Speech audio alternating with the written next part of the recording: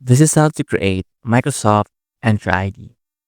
Go to Microsoft Security and click for Business. Then scroll down. You will see Microsoft Entra ID. Click Learn More. You can see plans and pricing, or you can try for 30 days. Put your email.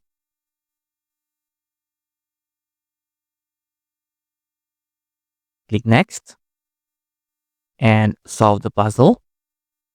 Then click Set up account and fill in the details here. Then click Next. Then create your username and of course your domain name and add a password. Then click Next. Then add a payment method. Once you have added the payment details, you'll then be redirected to Microsoft Entra Admin Center. Then you can see here Entra ID. Click Overview. Go to Properties. And you can see your Microsoft Entra ID here.